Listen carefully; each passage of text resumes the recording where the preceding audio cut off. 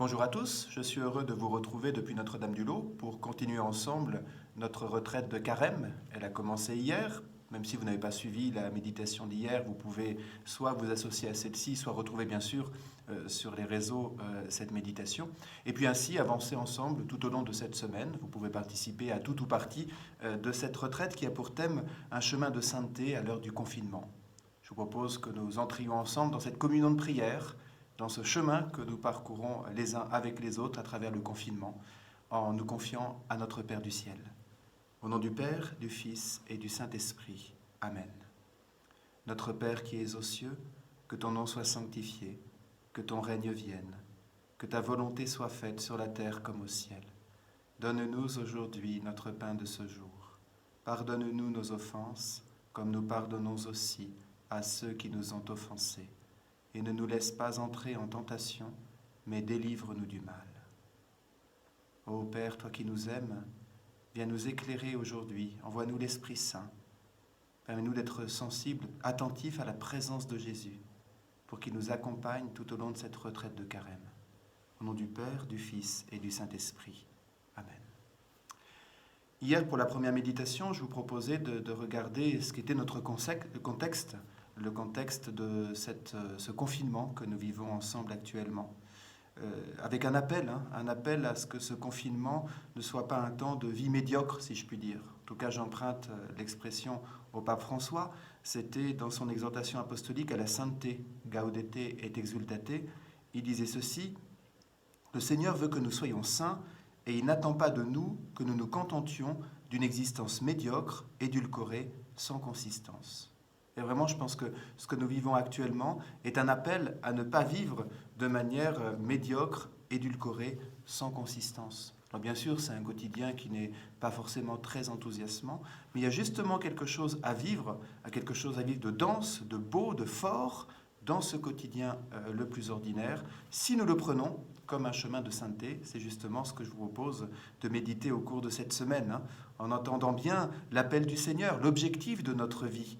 Éphésiens chapitre 1, verset 4, « Le Seigneur a élu chacun d'entre nous pour que nous soyons saints et immaculés en sa présence dans l'amour. » Voyez, il a élu chacun d'entre nous. L'objectif du Seigneur, quand on dit « Seigneur, que ta volonté soit faite », fondamentalement, on dit cela. Le Seigneur a élu chacun d'entre nous pour que nous soyons saints et immaculés en sa présence dans l'amour. Et quelle est la volonté du Père? C'est votre sanctification. Première aux Thessaloniciens, chapitre 4, verset 3. Alors si c'est la volonté de Dieu, ça serait bien que ça devienne un peu plus la nôtre. C'est le chemin que nous allons vivre ensemble, le grand projet de Dieu, que ça devienne notre grand projet à nous. Et pour penser de manière juste ce chemin de sainteté, il me semble vraiment indispensable de partir de Dieu lui-même. C'est notre méditation de ce jour qui a pour titre « Toi seul es saint ». Dieu seul est saint. Et Apocalypse, chapitre 15, verset 4, « Oui, toi seul es saint, oui, toutes les nations viendront se prosterner devant toi. » Voyez, les saints disent que seul Dieu est saint. Et voilà qui nous dit bien par où nous devons commencer notre réflexion sur la sainteté, en contemplant la sainteté de Dieu. Alors c'est ce que nous allons faire, avec un premier tableau. Dieu est saint, ça veut dire quoi? Dieu est saint, ça veut dire qu'il est séparé.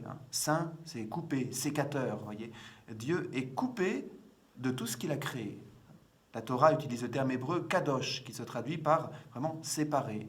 Dieu est saint en tant qu'il est séparé ontologiquement de tout ce qu'il a créé. Ontologiquement, c'est-à-dire dans son être même. Il est séparé de sa création. C'est une évidence. Lui seul est incréé, tout le reste est du créé. Il y a donc une séparation essentielle entre Dieu et tout ce qu'il a créé. Autrement dit, il transcende infiniment sa création. Voilà ce qu'on dit quand on dit d'abord « Dieu seul est saint ». Il me semble vraiment fondamental de bien garder cela à l'esprit et d'en faire le fondement, le socle de notre vie spirituelle. Si nous n'avons pas cette vive conscience de la sainteté de Dieu à la base de notre vie spirituelle, nous ne pouvons pas avancer en sainteté. Et je vais préciser pourquoi.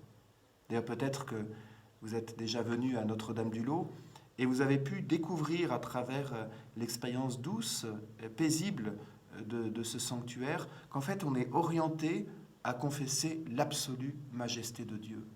Autrement dit, on ne vient pas faire une démarche dans un sanctuaire pour se retrouver soi-même, pour se faire du bien. Oui, on se retrouve, oui, ça nous fait du bien, mais parce qu'on cherche Dieu, parce qu'on s'oriente vers la sainteté de Dieu parce qu'on confesse l'unique sainteté de Dieu. Et de cette séparation radicale de Dieu à l'égard du créé, j'aimerais retenir plusieurs leçons, plusieurs points d'attention qui peuvent nous aider pour notre chemin de sanctification. Première leçon, premier point d'attention, confesser la sainteté de Dieu, c'est le socle pour penser toutes les séparations qui sont essentielles à la vie humaine.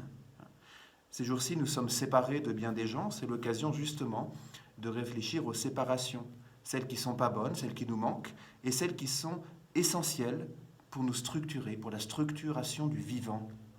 Je vous partage alors une conviction profonde.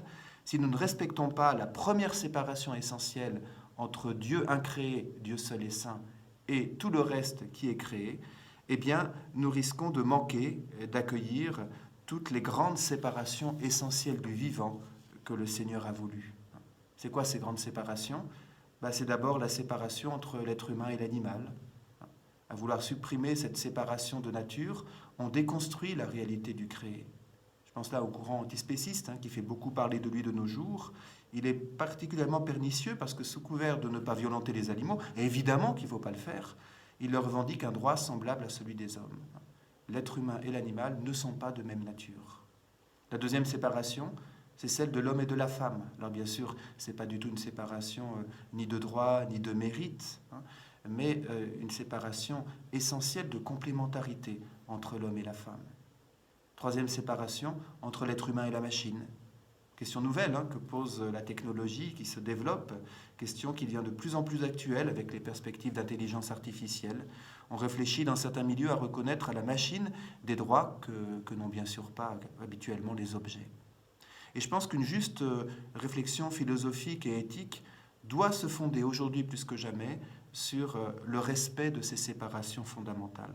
Et pour qu'on puisse les poser de manière juste, il nous faut d'abord confesser la séparation essentielle entre Dieu et tout ce qu'il a créé. C'est mon premier point d'attention, l'invitation à réfléchir ces questions-là. Deuxième point d'attention, confesser la sainteté de Dieu, c'est se garder de toute idolâtrie. Ça, c'est essentiel dans toute la Bible, l'appel à ne pas confondre Dieu, le seul saint, et puis toutes les idoles qu'on se fabrique et qu'on prend pour des dieux. Bien sûr que le prototype de l'idolâtrie, c'est le veau d'or. Nous sommes dans le livre de l'Exode, au chapitre 32. Voilà ce qu'on lit, au 32, versets 1 à 4. « Tout le peuple se dépouilla des boucles d'or qu'ils avaient aux oreilles, et ils les apportèrent à Aaron. Ils reçurent l'or de leurs mains, le façonna au burin, et en fit un veau en métal fondu. Ils dirent alors, « Israël, voici tes dieux qui t'ont fait monter du pays d'Égypte. » Vous voyez, on peut dire que les Hébreux, ils connaissaient bien l'origine purement humaine de ce qu'ils choisissent d'adorer. Où est-ce qu'était cet or ? Il était au bout de leurs oreilles. Ils le donnent pour le fondre, faire un veau, et voilà qu'ils se mettent à se prosterner devant ce veau. On pourrait dire que c'est quelque chose de complètement incohérent, folie de déifier un ouvrage de mains humaines. Mais cette folie, elle survient dans un contexte particulier. Moïse est parti, il s'est absenté pour aller recevoir l'étape de la loi. Le peuple est seul dans le désert. Et voilà que seul dans le désert, il en vient à s'accrocher à des réalités créées. Ça nous interroge sur les fondements de notre existence, les fondements de notre monde. Voilà. Être attentif à ne pas se laisser prendre par des réalités idolâtriques. Et peut-être que ce temps particulier que nous vivons actuellement nous invite à nous poser la question, est-ce qu'il n'y a pas certains objets, est-ce qu'il n'y a pas certains projets, est-ce qu'il n'y a pas certaines relations que j'ai tendance à idolâtrer ?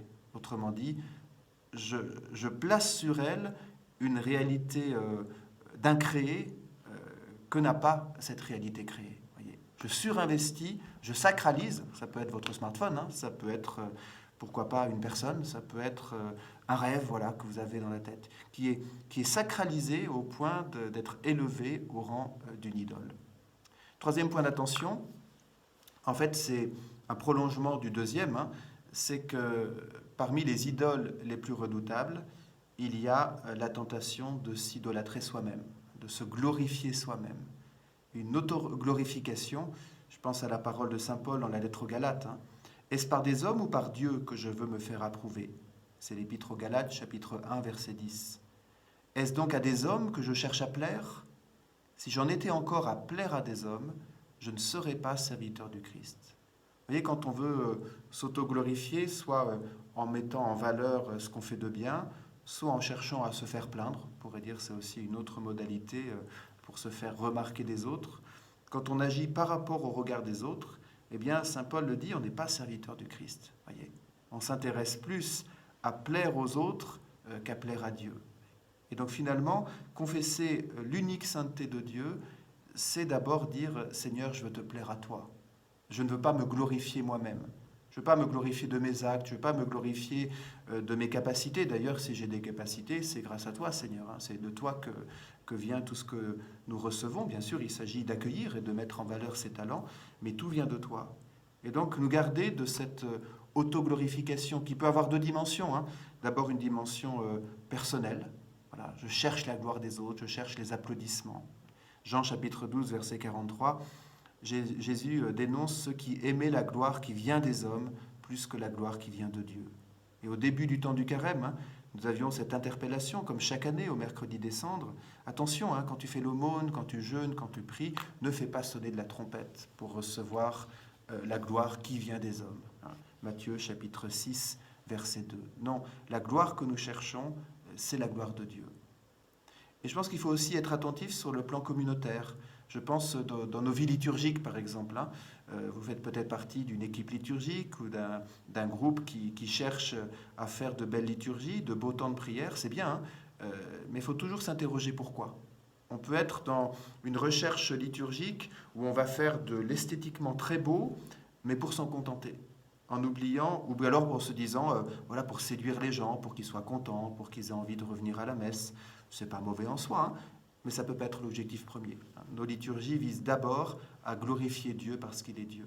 Je pense que ça peut être très important quand nous cherchons à faire du beau dans la prière, à ce que ce soit pour glorifier le Seigneur d'abord. Et non pas parce que ça nous fait du bien, parce que ça vient rejoindre notre sensibilité. Non, d'abord pour la gloire de Dieu. Quatrième point d'attention, confesser la sainteté de Dieu, ça nous garde de concevoir Dieu à partir de nos blessures et de nos désirs. Je pense que c'est vraiment très important. Si nous perdons le sens de la sainteté qui appartient à Dieu seul, comme séparation radicale à l'égard de tout le créé, nous risquons plus ou moins consciemment de réduire notre conception de Dieu à nos désirs ou à nos blessures, à ce que nous pensons avoir compris de ce qu'est le Seigneur. Et là, je vous renvoie, ou je vous invite à découvrir le message du lot, puisque le contexte dans lequel il est né, le contexte vécu par Benoît Trancurel, on est du temps de Louis XIV, était un contexte très marqué par le jansénisme, avec une certaine conception de Dieu finalement, un certain regard sur Dieu qui n'était pas ajusté. Et voilà que Benoît va être travaillé par le ciel, et c'est l'objectif premier pour son bénéfice personnel des apparitions, et c'est pour ça aussi qu'elles vont durer longtemps, pour que Benoît arrive à changer de regard de Dieu. Qu'elle arrive à accueillir Dieu, non pas à partir de l'éducation qu'elle a reçue ou à partir de ses blessures ou fragilités personnelles, mais qu'elle accueille Dieu comme il se révèle. Et c'est pour ça d'ailleurs qu'elle va recevoir 2 mois d'apparition quotidienne, les 2 premiers mois, d'un sourire de Marie. Marie n'est pas Dieu, mais elle est pure transparence à Dieu. Et à travers le sourire de Marie, Benoît va percevoir que le ciel lui sourit, et non pas le ciel fronce les sourcils, jamais content de son comportement.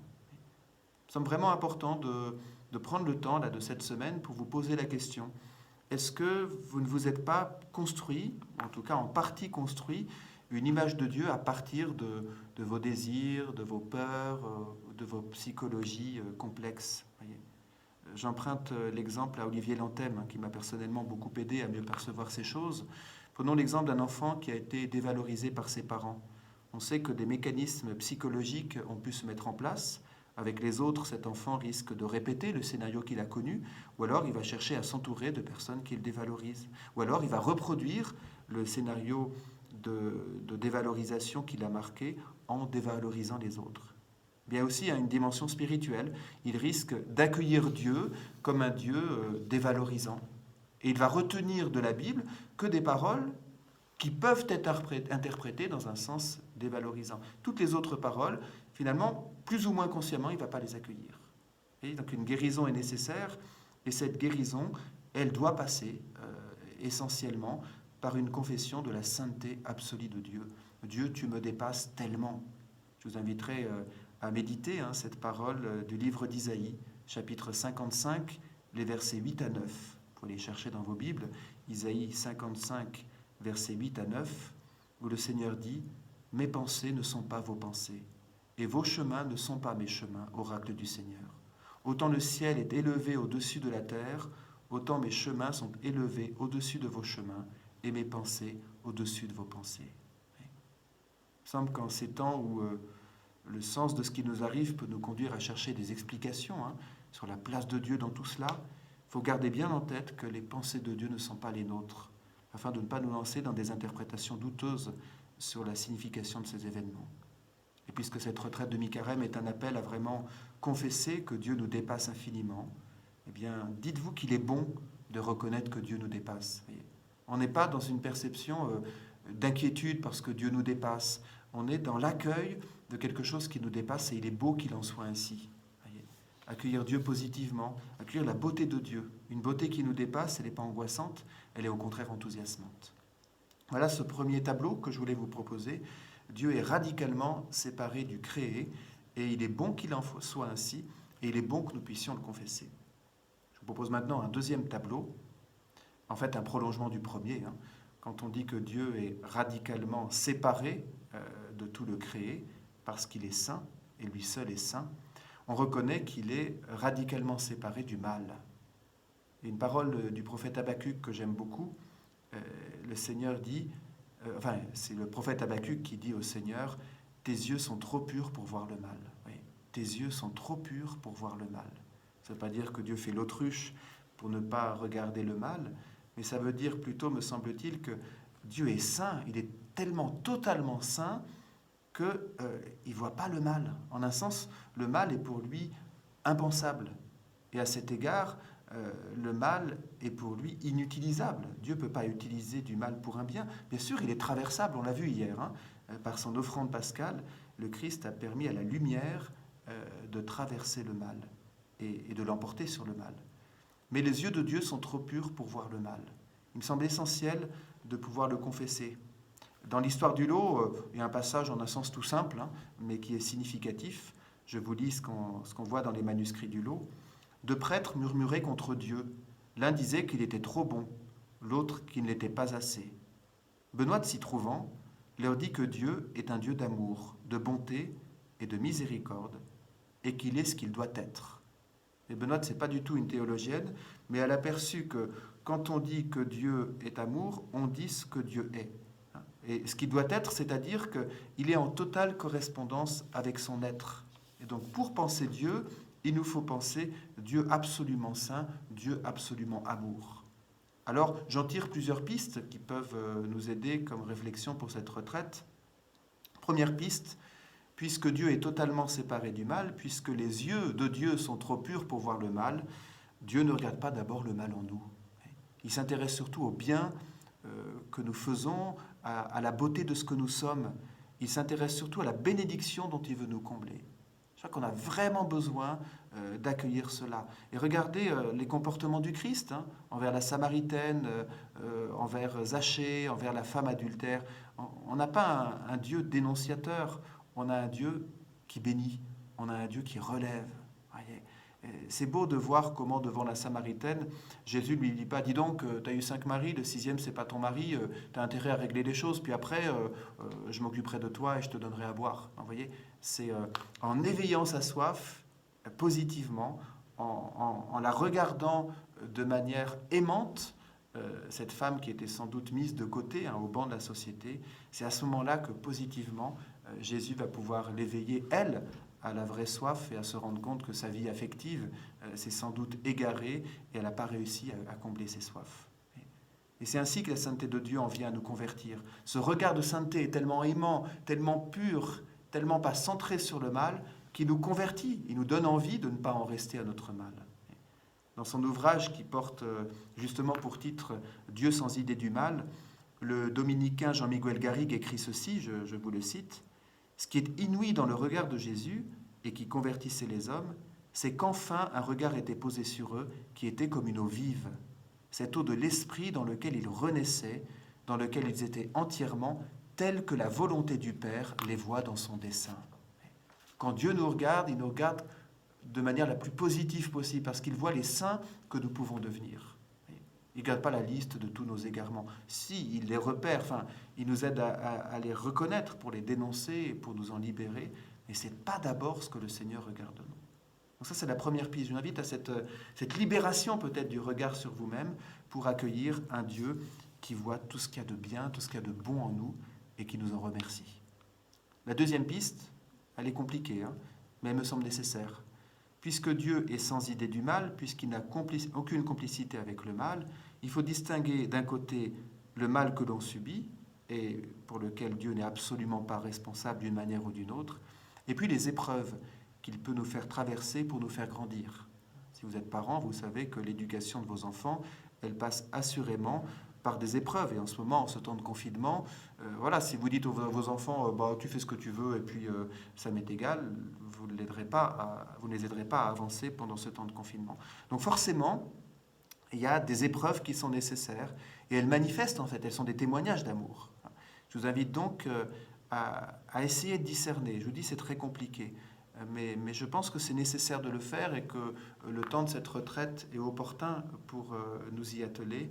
Essayer de discerner dans notre vie ce qui est de l'ordre du mal que l'on subit, et il ne faut pas dire que c'est Dieu qui le veut, et ce qui est de l'ordre de l'épreuve qui nous permet de grandir. Et là, on peut même remercier le Seigneur et le bénir pour cette épreuve qui nous fait grandir.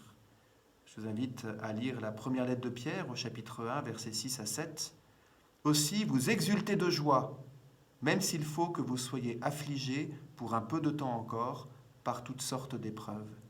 Elles vérifieront la valeur de votre foi, qui a bien plus de prix que l'or, cet or voué à disparaître et pourtant vérifié par le feu, afin que votre foi reçoive louange, gloire et honneur quand se révélera Jésus-Christ. » Première lettre de Pierre, chapitre 1, versets 6 et 7. Donc c'est la deuxième piste que je vous propose, distinguer le mal de l'épreuve. Troisième piste qui me semble importante, puisque Dieu seul est saint, puisqu'il n'a aucune complicité avec le mal, je vous invite à accueillir nos confessions, nos contritions, nos regards sur le mal que nous avons pu commettre, non pas d'abord comme une blessure faite à nous-mêmes, comme une blessure faite aux autres, bien sûr que ça l'est aussi, il faut le reconnaître, mais premièrement comme une offense faite à Dieu. Dans les manuscrits du Lot, on trouve ça de manière très claire. Je vous lis par exemple ce que dit le premier recteur du Lot. « J'ai admiré très souvent la miséricorde de Dieu et la sainteté de ce lieu, de voir des pécheurs qui ont vieilli dans leurs vieilles habitudes, qui se confessaient avec peu de disposition de s'amender, sans douleur, sans contrition, ni un parfait désir de quitter leurs mauvaises habitudes, qui pour quelques paroles tendres et charitables d'un confesseur, sont si vivement touchés d'avoir offensé Dieu, qu'ils promettent de mourir plutôt que de l'offenser davantage. » Voyez, pensez la confession d'abord comme la reconnaissance de la sainteté de Dieu qui a été offensée. Voyez, on part de Dieu, c'est vraiment essentiel que l'on parte de Dieu. Voilà, troisième et dernier tableau, troisième volet de cette réflexion sur la sainteté de Dieu, Dieu seul est saint. Je vous invite à vous demander comment vous célébrez cette sainteté qui est à Dieu seul. Il se trouve que la liturgie nous en offre plusieurs moyens. J'aimerais m'arrêter sur deux d'entre eux. Le premier, c'est tout simplement dans le Notre Père, quand nous disons « que ton nom soit sanctifié ». Je vous invite à essayer de bien comprendre cette demande, parce qu'elle peut sembler étonnante, que ton nom soit sanctifié. Ben non, le nom de Dieu, c'est-à-dire l'être de Dieu, il est sanctifié en soi, puisque Dieu seul est saint.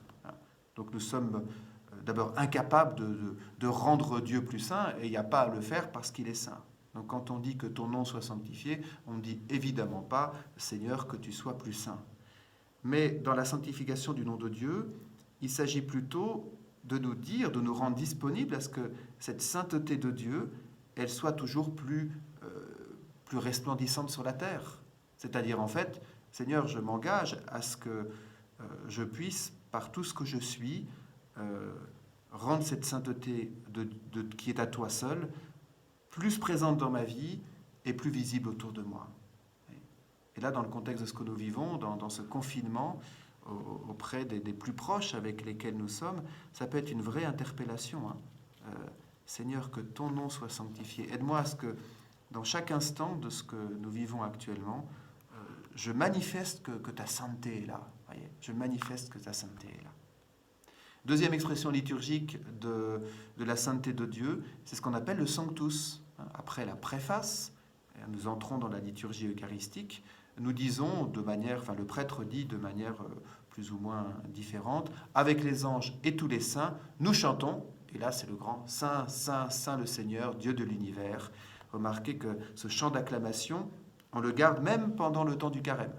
On met de côté le gloire à Dieu, on met de côté l'alléluia, mais on garde le Saint, Saint, Saint le Seigneur. Vous voyez, on garde le Sanctus pour dire on ne peut pas se priver de chanter la gloire de Dieu.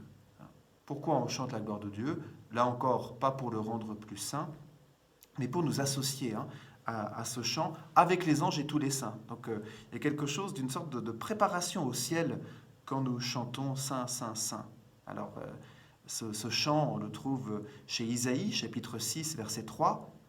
Les séraphins se criaient l'un à l'autre, Saint, Saint, Saint le Seigneur de l'univers, toute la terre est remplie de sa gloire.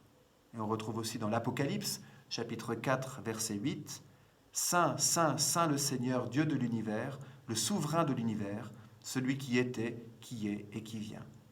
Si vous voulez retrouver ces deux passages, Isaïe, chapitre 6, verset 3, Apocalypse, chapitre 4, verset 8. Je note plusieurs choses. D'abord, c'est pas saint, c'est saint, saint, saint, par 3 fois. Alors nous, bien sûr, avec notre confession trinitaire, on y voit une annonce du mystère trinitaire, et c'est important de se dire que chacune des 3 personnes de la Sainte Trinité est égale en Trinité, et égale en sainteté, pardon.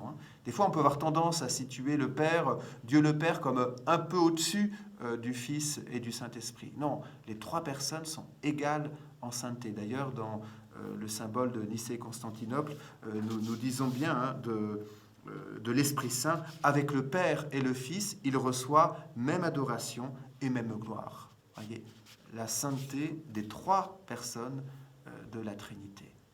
Mais l'expression Saint, Saint, Saint a son origine dans l'Ancien Testament, dans la culture hébraïque, où en hébreu, comme il n'y a pas de ponctuation, pas de point d'exclamation, comment on peut manifester une grandeur? Tiens, on va répéter le mot et le dire 3 fois, oui, Saint, Saint, Saint. Comme ça, on sait qu'on est dans quelque chose de particulièrement intense.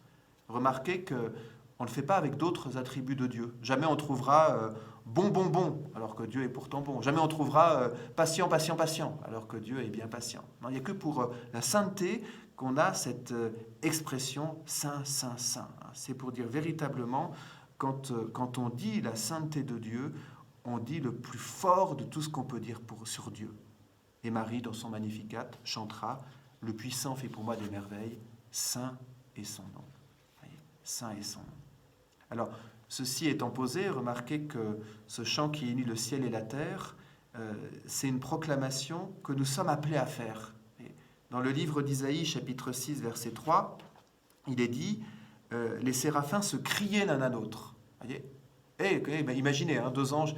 Ange là-bas, Saint, Saint, Saint le Seigneur. Ah ouais, Saint, Saint, Saint le Seigneur. Non pas pour s'en informer, parce qu'ils ne savaient pas, mais parce que nous avons fondamentalement besoin, comme créatures, de se dire les uns aux autres, Saint, Saint, Saint le Seigneur.